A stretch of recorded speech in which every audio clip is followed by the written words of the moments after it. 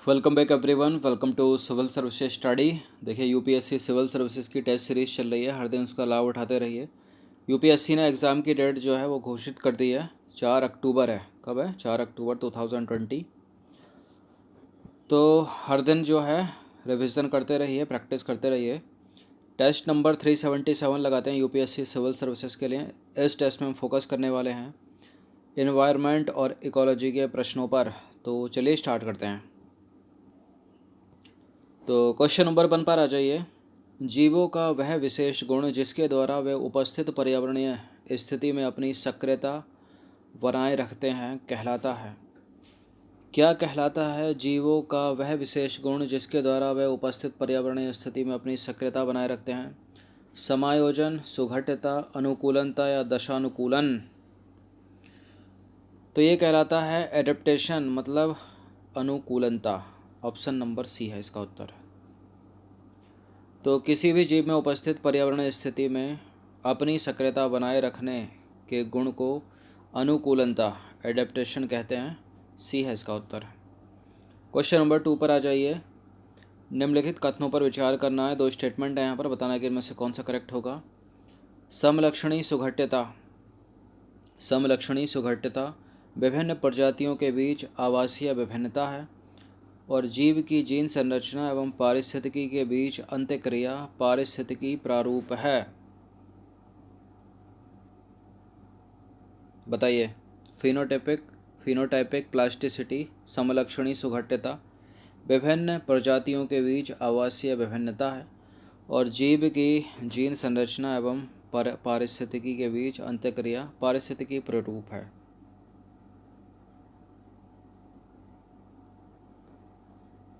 देखिए दोनों के दोनों गलत हैं स्टेटमेंट। ये डी है इसका उत्तर, कोई भी सही नहीं है इसमें।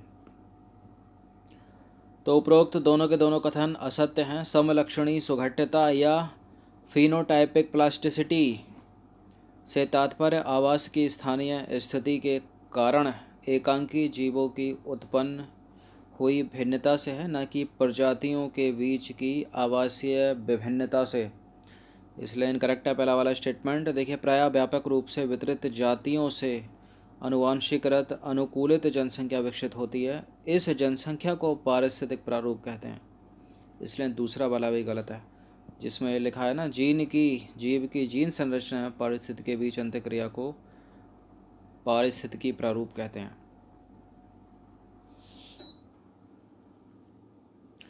क्वेश्चन नंबर 3 पर आ जाइए। निम्नलिखित कथनों में से कौन सा जो है वो सत्य है, मतलब सही है? नीचे दिए गए कूट की सहायता से सही उत्तर का चुनाव करना है। पहला स्टेटमेंट है आत्पोद्भिद पौधे उच्च तापमान में भी प्रकाश संश्लेषण करने में सक्षम है। आत्पोद्भिद मतलब हेलीफाइट्स। छायारागी पौधों में प्रकाश संश्लेषण, श्वसन तथा उपापचय क्रियाओं की दर कम होती है। फर्न जो है ना, फर्न एक छायारागी पौधा है। देखिए पहला वाला करेक्ट है। हेलीफाइट्स जो होते हैं वो उच्च तापमान में भी प्रकाश संश्लेषण करने में सक्षम होते हैं। छायारागी पौधों में प्रकाश संश्लेषण, श्वसन तथा उपापचय क्रियाओं की दर कम होती है। जो फर्न है वो एक छायारागी पौधा है। डी है इसका उत्तर। उपरोक्त सभी सही हैं। तो उपरोक्त तीनों के तीनों कथन जो है वो करेक्ट हैं। आत्पोद्भिद मतलब हेलीफाइट्स पौधे वे पौधे होते हैं जो उच्च तापमान में भी फोटोसिंथेसिस प्रकाश संश्लेषण करने में सक्षम होते हैं। इसके अंतर्गत उसके श्वसन क्रिया की दर जो है वो भी उच्च होती है। उनके श्वसन क्रिया की दर जो होती है वो भी उच्च होती है। बात करें छायारागी पौधों की, साइकोफाइट्स की, अर्थात वे पौधे जो छाया सहनशील होते हैं, उनमें प्रायः प्रकाश संश्लेषण, श्वसन तथा उपापचय क्रियाओं की दर कम होती है। बात करें फर्न की, तो फर्न तथा अन्य शाकीय पौधे जो घने वितानी वृक्षों के नीचे धरातल पर पाए जाते हैं छायारागी या फिर छाया सहनशील पौधे कहलाते हैं। फर्न एक छायारागी पौधा है। क्वेश्चन नंबर 4 की तरफ आ जाइए। निम्नलिखित कथनों पर विचार करना है। 2 स्टेटमेंट है, बताना कि इनमें से कौन सा करेक्ट है। क्षणभंगुर पौधे शुष्क मृदा तथा उच्च तापमान में जीवित रहने के लिए अनुकूल होते हैं। खजूर तथा एकेशिया जो है वो इफिमेरल पौधे हैं। इफिमेरल मतलब क्षणभंगुर पौधे इफिमेरल पौधे इफेमेरल पौधा है खजूर और एकेशिया। ये करेक्ट है दोनों के दोनों स्टेटमेंट, सी है इसका उत्तर। तो वे पौधे जो शुष्क स्थिति को टालते हैं इफेमेरल मतलब क्षणभंगुर पौधे कहलाते हैं।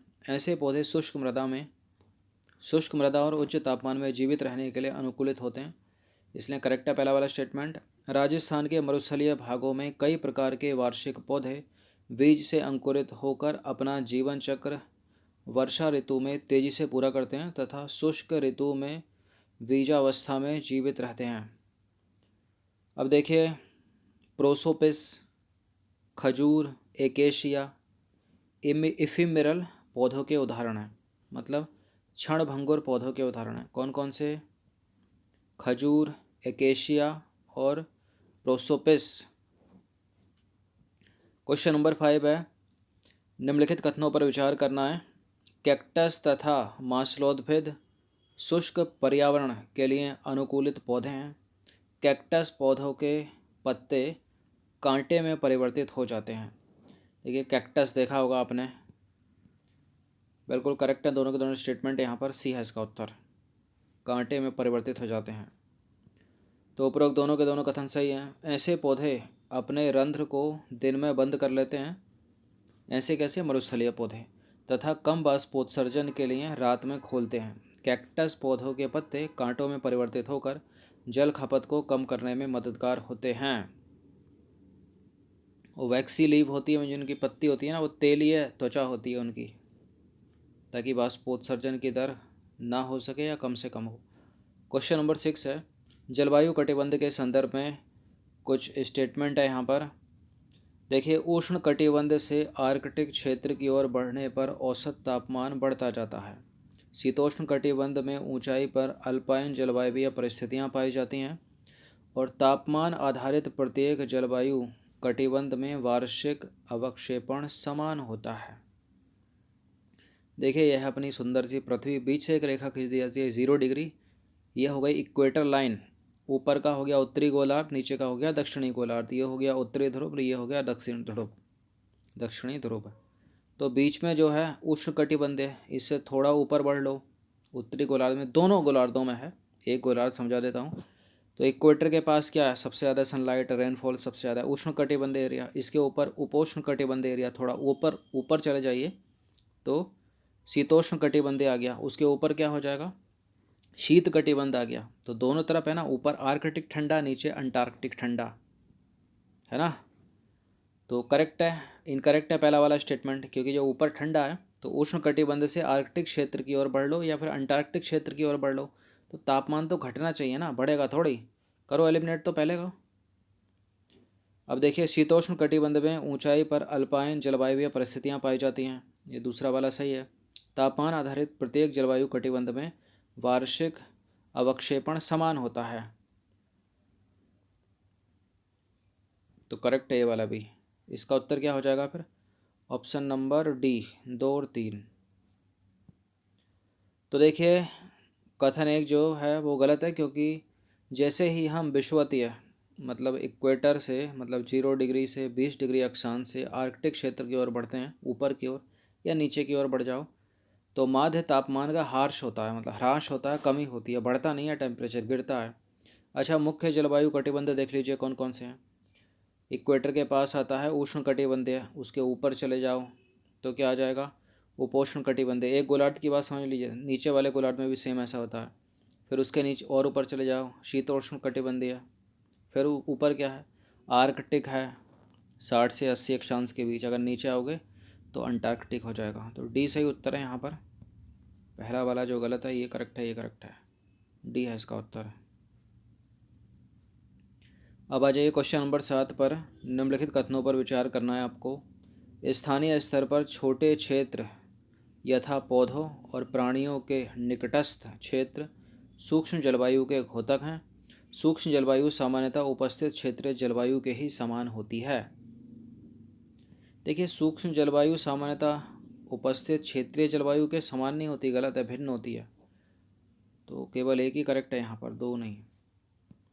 तो देखिए कथन 1 सही है, 2 गलत है, क्योंकि सामान्यतः सूक्ष्म जलवायु क्षेत्र अपने परिवेश की क्षेत्रीय जलवायु से भिन्न होती है, अलग होती है। जैसे जंगल में वृक्षों की पत्तियां सूर्य के प्रकाश की अधिकांश मात्रा को जमीन पर आने से रोकती हैं, जिसके फलस्वरूप भीतर की वायु का तापमान अपेक्षाकृत निम्न होता है। उल्लेखनीय है कि वनों के आंतरिक भाग की जो आर्द्रता है वो निकटस्थ वन विहीन क्षेत्रों से अधिक होती है। आंतरिक वनों की आर्द्रता, ह्यूमिडिटी, इसलिए सबसे ज़्यादा रेनफॉल कहाँ होगा? वनों के बीच में। क्वेश्चन नंबर 8 पर आ जाइए। जीवों के पर्यावास मतलब हैबिटाट, इसको आवास भी बोल सकते हैं। आवास, पर्यावास, हैबिटाट, घर, ये सब क्या हैं? पर्यायवाची हैं एक दूसरे के। तो जीवों के पर्यावास या आवास या हैबिटाट के संदर्भ में कुछ स्टेटमेंट है यहाँ पर। देखिए, पर्यावास वह भौतिक पर्यावरण है जिसमें कोई जीव रहता है। कई प्रजातियाँ एक ही पर्यावास में रह सकती हैं और संपूर्ण जैविक समुदाय द्वारा अध्याशित क्षेत्र पर्यावास को इंगित करता है। अब गलत बताना कि कौन सा इनमें से इनकरेक्ट है, मतलब असत्य है। तो असत्य तो कोई है नहीं, यहाँ पर पढ़ने से लग रहा है। देखिए, पर्यावास वह भौतिक पर्यावरण है जिसमें कोई जीव रहता है, करेक्ट है। कई प्रजातियाँ एक ही पर्यावास में रह सकती हैं। संपूर्ण जैविक समुदाय द्वारा अध्याशित क्षेत्र पर्यावास को इंगित करता है, बिल्कुल करता है। तो सारे के सारे करेक्ट हैं, गलत तो कोई है नहीं, डी है इसका उत्तर, कोई भी असत्य नहीं है। तो उपरोक्त सभी कथन जो है वो सही हैं और पर्यावास की संपूर्ण अवधारणा को स्पष्ट करते हैं। पर्यावास के लक्षणों को इसके संरचनात्मक घटकों द्वारा प्रस्तुत किया जा सकता है। ये घटक हैं स्थान, भोजन, जल और आश्रय। पृथ्वी पर मुख्यतः 4 प्रकार के पर्यावास हैं। स्थलीय पर्यावास, आलवणीय जल का पर्यावास, ज्वारनमुख पर्यावास जिसको बोलते हैं एस्चुरी, समुद्री पर्यावास, महासागर। अब देखिए, महासागर में भी दो है ना पानी, एक फ्रेश वाटर हो गया और आलवणीय जल हो गया। अच्छा, हाँ सॉरी, फ्रेश वाटर और आलवणीय जल एक ही बात है। लवणीय जल और आलवणीय जल वो दो अलग अलग बातें हैं। तो स्थलीय याद रखिए और आप याद रखिए, वैसे स्थल जल दो है लेकिन उसको भी थोड़ा और डिफाइन कर दिया। जल में भी क्या? आलवणीय जल और ज्वारनमुख मतलब एस्चुराइन। तो आलवणीय जल को ही फ्रेश वाटर बोलते हैं।